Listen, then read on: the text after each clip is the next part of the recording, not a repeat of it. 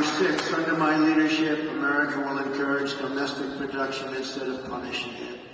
As you know, our country's vast manufacturing wealth was created at a time with very little domestic taxation, few regulations, and most revenue came from tariffs from other countries. That was when we were at the wealthiest ever. Proportionately, we were the wealthiest country ever during those days.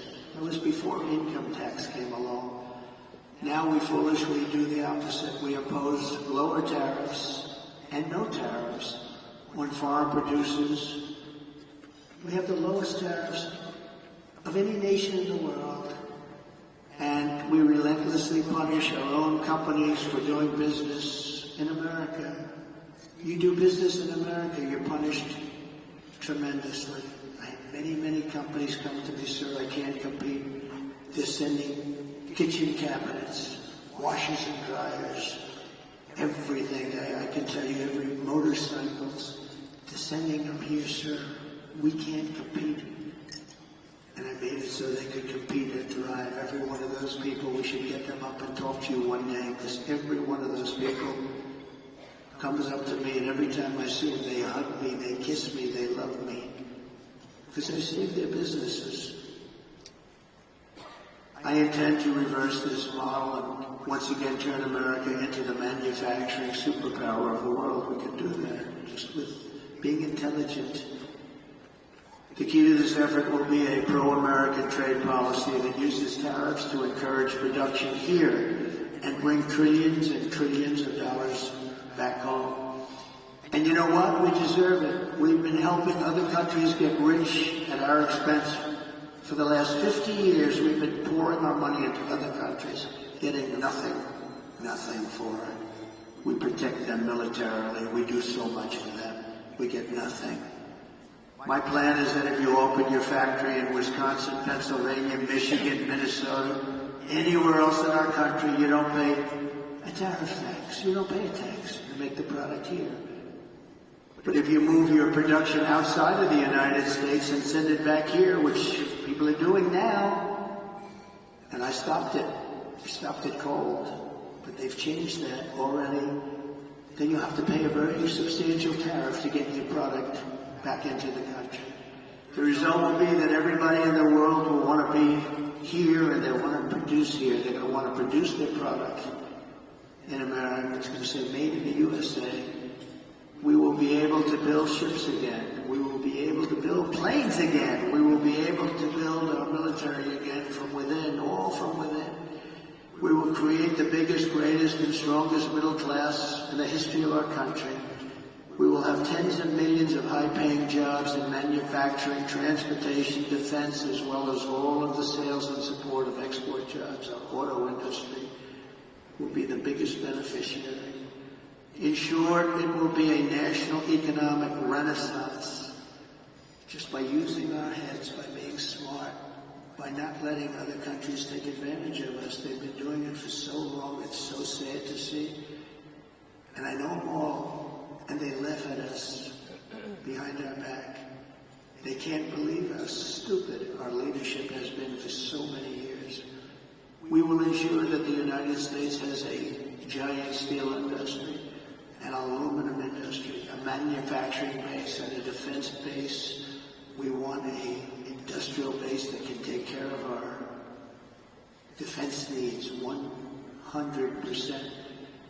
And you can call it what you want. Some might say it's economic nationalism. I call it common sense. I call it America first. This is the policy that built this country, and this is the policy that will save our country. In the words of a great but highly underrated president, William McKinley, highly underrated, the protective tariff policy of the Republicans has been made and made the lives of our countrymen sweeter and brighter. It's the best for our citizenship and our civilization, and it opens up a higher and better destiny for our people. We have to take care of our own nation and our industries first. In other words, take care of our country first. This is when we had our greatest wealth. He was assassinated. He left his group of people that followed him, Teddy Roosevelt, became a great president spending the money that was made by McKinley. So McKinley got a bad deal on that one. He built tremendous wealth. They had the Tariff Act of 1887, and they had a committee that studied what are we going to do. They had a big problem, a problem like I hope to have with this country someday. So much money was coming in from foreign countries that they didn't know how to spend it. They had no idea. So they set up a committee. We'll set one up with the people in this room. How do we distribute the wealth that we have? And Roosevelt built dams and built railroads and did national parks. But he did it with the money that was made with tariffs from McKinley. So you have to remember that. Very highly underrated, a very underrated president. Let's give them both credit. Smart tariffs will not create inflation, they will combat inflation. I had almost no inflation, and I had the highest tariffs that anyone's seen. They were going a lot higher. Foreign nations will pay us hundreds of billions of dollars, reducing the deficit and driving inflation down. It will largely reduce our deficit. In my first term, we opposed historic tariffs with no effect on consumer prices or inflation. The anti-tariff people, many of them, I believe, honestly work for these other countries in some form, get tremendous amounts of lobbying money and other money because it doesn't make sense what they say. But we had no inflation, and we had protection, and I saved so many industries. I saved the steel industry. But Biden and Harris are letting it go. They're letting it go. It's so easy to keep. A combination of fair trade, tax cuts, regulatory cuts, and energy abundance will allow us to produce more goods better and cheaper right here in the USA than we've ever done before. And foreign nations will respect us again. I got along great with foreign nations, and I taxed the hell out of them. And they liked me. Maybe they respected me. And Viktor Orban, a very strong man, he's the Prime Minister of Hungary.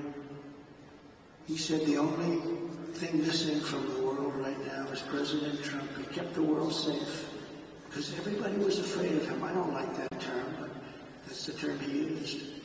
I would like to say respected him and respected our country, but he didn't say that. He said everybody was afraid of him.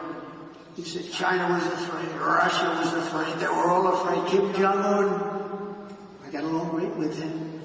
And I try to explain to the fake news media that getting along with people in foreign countries is a good thing, not a bad thing. It's a very good thing. It's a smart thing. We will require all essential materials for our national security to be produced here in the United States, creating millions and millions of new manufacturing jobs. You know, when we built the F-35, we have the wings built in one country. We have the tail, rudders, built in another country. We have the seats built in another country. We have the electronics built in 7 different countries. What the hell would we do if there's a war?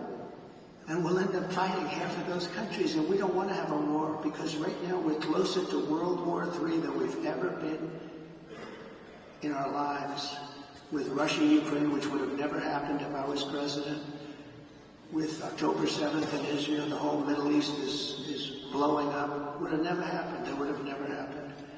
Respectfully, Iran was broke. They had no money for Hamas. They had no money for Hezbollah. It wouldn't have happened. There would be peace in the Middle East, and Iran would be a big beneficiary of that peace. It would be good. But all of these things that happened, and inflation would have never happened. And Afghanistan would have never happened. The worst withdrawal in history. I believe the most embarrassing moment in the history of our country. In fact, that's what caused President Putin to go into Ukraine when he looked at how incompetently that was handled.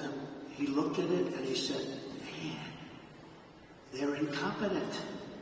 That was the most embarrassing day in the history of the United States of America. Airplanes taking off with many people sitting on the wings of the plane, at the side of the plane, and the wing, and you see them dropping off the planes at 3,000 feet. They thought it was their trip to freedom. There's never been anything like that, and I think there's no greater embarrassment. By the way, we lost 13 incredible soldiers. Got to know the families very well. Spent a lot of time with them 4 days ago in Arlington Cemetery. 3 years ago, they were celebrating 3 years, honoring their children. And yeah, that's right, they call them their children. They still call them, they always will call them their children. They're gone. And many of those people there, children, never left from there. They should have left from Bagram, the big airbase. But many of those people that were so badly hurt, they don't talk about them. No legs, no arms, obliteration of their face, their entire body, and nobody mentions that. We left Americans behind, large numbers. We left $85 billion worth of equipment behind. Because we took our military out first. A child would know you don't. You take your military out last. And just remember one final point on that, because it's a little bit different from our subject, but not really. Because it's all about our country and common sense. But for 18 months, I spoke to the leader of the Taliban. The press was very upset that I spoke to him. His name is Abdul. I said, Abdul, don't do this, Abdul. Don't do this. But why, but why? He said, do you send me a picture of my home? I said, Abdul, you're going to have to figure that one out for yourself. But don't do this, Abdul, because it's going to end badly for you. And for 18 months, we didn't have one soldier shot at or killed in Afghanistan.